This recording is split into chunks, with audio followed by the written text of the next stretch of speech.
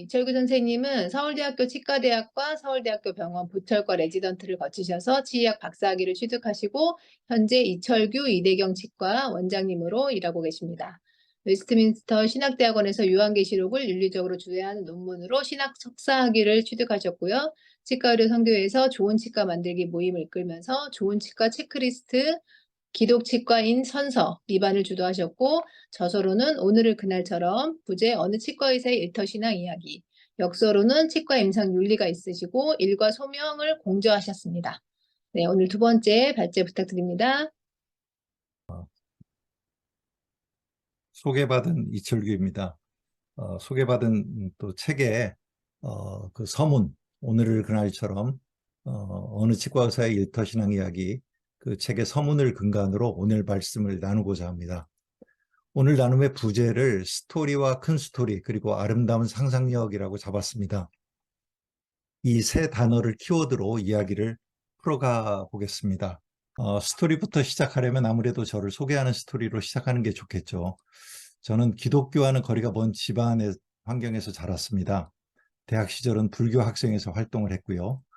5.17 혼란기 대학 시절에서 그 인생의 의미에 대한 질문이 시작되었고, 이 질문에 불교적 사유를 통해서 상당한 그 갈증이 채워졌답니다. 시골 출신으로 배경 없이 오로지 그 구원, 자신의 힘으로 헤쳐나가야 되는 그런 상황에서 기독교가 제시하는 타력 구원의 은혜는 저에겐 좀 무책임한 종교적 환상처럼 보였습니다.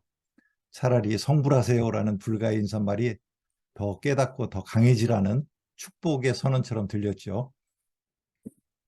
대학교 4학년 여름에 이제 차분하고 단정해 보이는 아내를 만난 것은 축복의 전환점이었습니다. 아내의 손에 이끌려서 교회를 기웃거리게 되었고, 돌이켜보면 설명되지 않는 큰 은혜였습니다. 이제 수련회를 마치고 입대한 영천 삼사관학교 충성교회, 그 바닥에 쭈그려 앉아 드리던 그 예배에 특별한 은혜를 제가 잊을 수가 없습니다. 누가 보면 마치 상을 당했나 싶을 정도로 주체할 수 없이 쏟아지는 눈물은 자의식 강한 나로서는 도저히 이해되지 않는 어떤 수치스러움이었습니다. 하지만 불가해한 힘과 통제 불능의 오열 뒤에 이어지는 그 평안은 희한한 기쁨이었습니다. 그렇지만 삶의 관성은 여전히 강하고 질겼습니다. 눈물은 마르고 은혜도 휘발된다는 것을 알게 되었죠.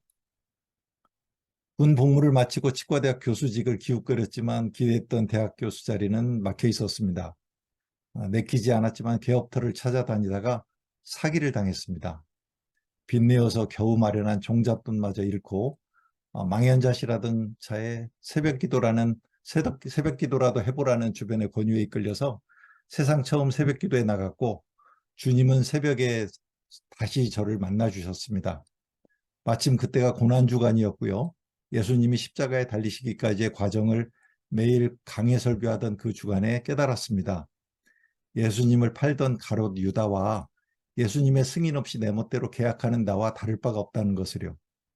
피해자인 줄 알았는데 새벽 예배를 통해 내가 공모자요 가해자였다는 사실을 깨달았습니다.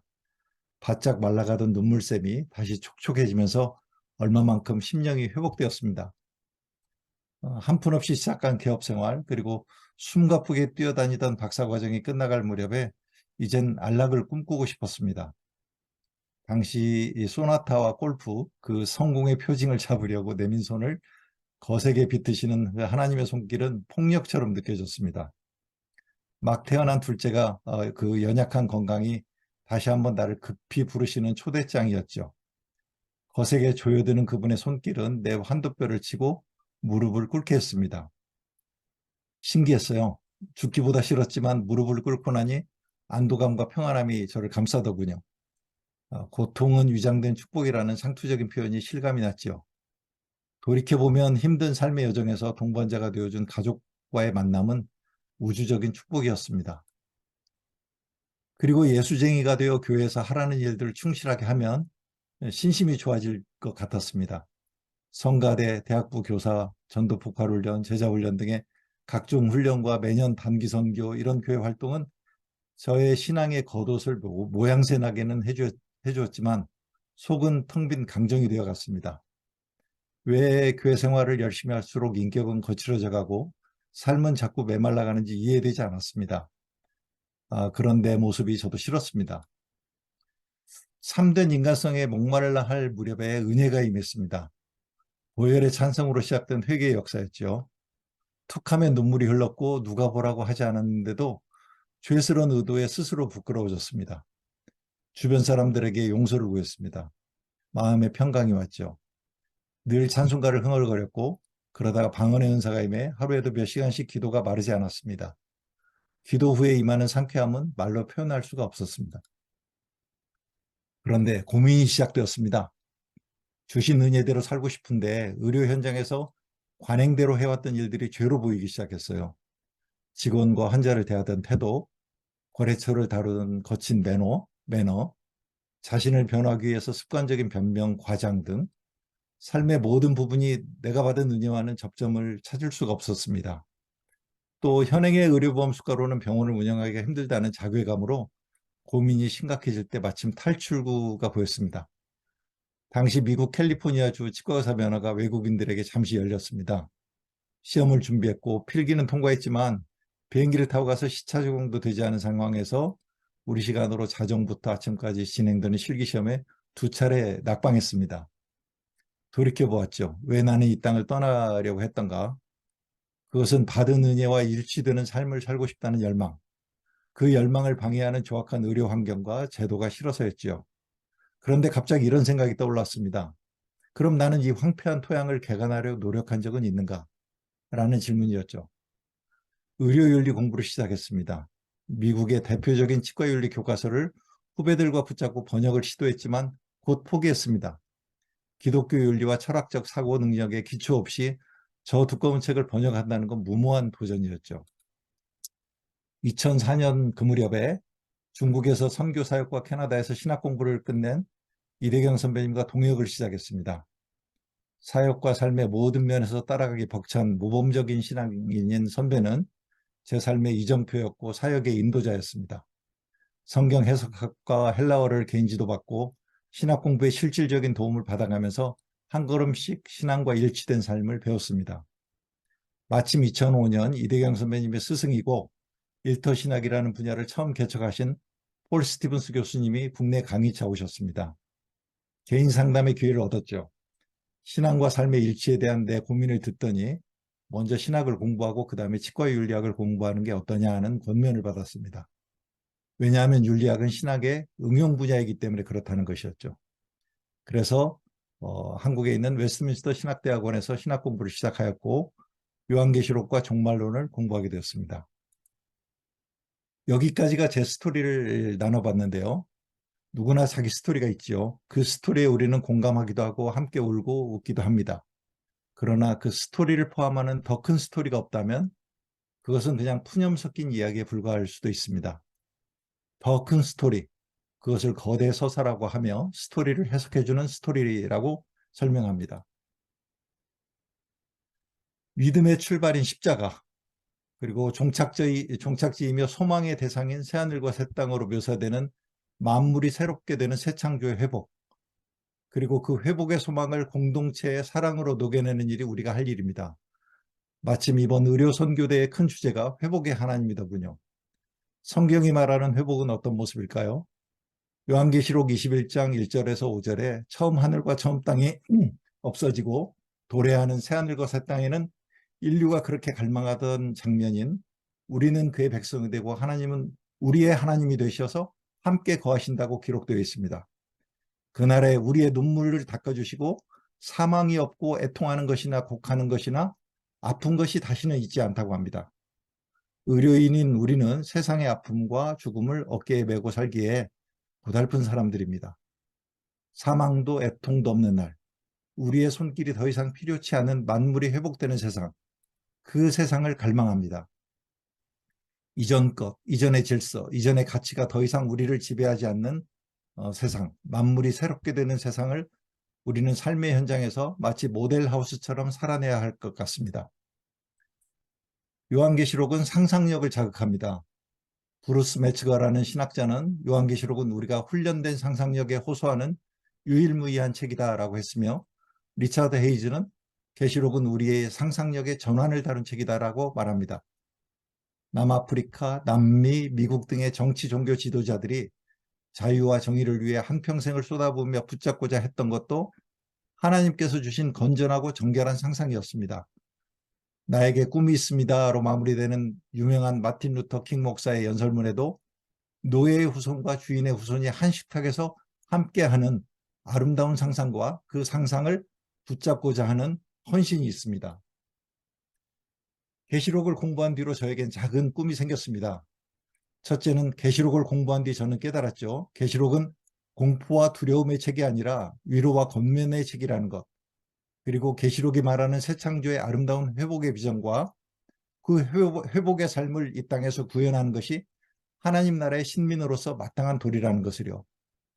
이를 위해서 삶으로 읽는 요한계시록이라는 코스를 만들어 여기저기서 나누고 있습니다.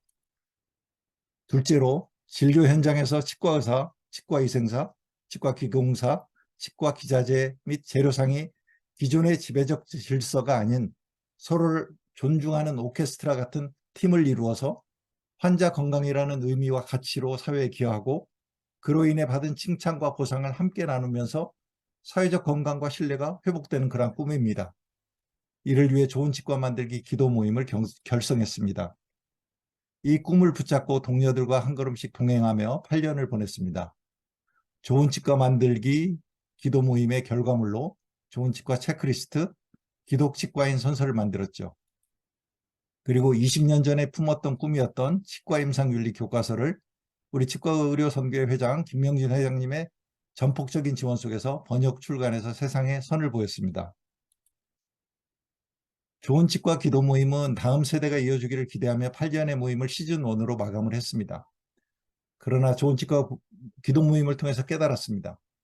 성도가 일터에서 신앙대로 살려면 결국 교회에서 건강한 가르침과 서로의 삶을 나누는 소그룹 활동이 반드시 필요하다는 것을요. 이를 위해서 교회에서 일터와 하나님의 나라라는 코스를 만들어서 시작한 지 2년이 되었습니다.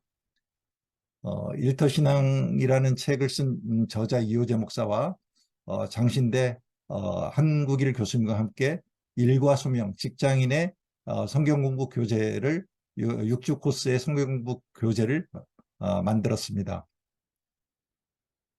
말씀을 마치겠습니다. 성경 속의 세계와 우리가 처한 현실의 두 세계를 성경으로 재해석하여서 일상 속에 지친 성도들을 일으켜 세우는 목회자, 그리고 영원한 날의 기쁨을 바라보면서 그 말씀을 붙잡고 일터와 가정에서 신앙대로 살려고 애쓰는 성도들, 그들이 십자가의 은혜로 새 창조의 소망을 바라보면서 공동체에 그려가는 그런 세상을 꿈꾸는 것이 우리가 해야 할 일 아니겠나 생각합니다. 바라기는 우리의 작은 몸짓과 상상들이 여러 일터 현장에서 의미 있는 결실로 맺어지기를 소망합니다. 나아가서 큰 스토리와 아름다운 상상을 잃고 방향성 없이 흘러가는, 그리고 우려의 대상으로 전락한 한국교회의 회복에 작은 도움이 되기를 소망합니다.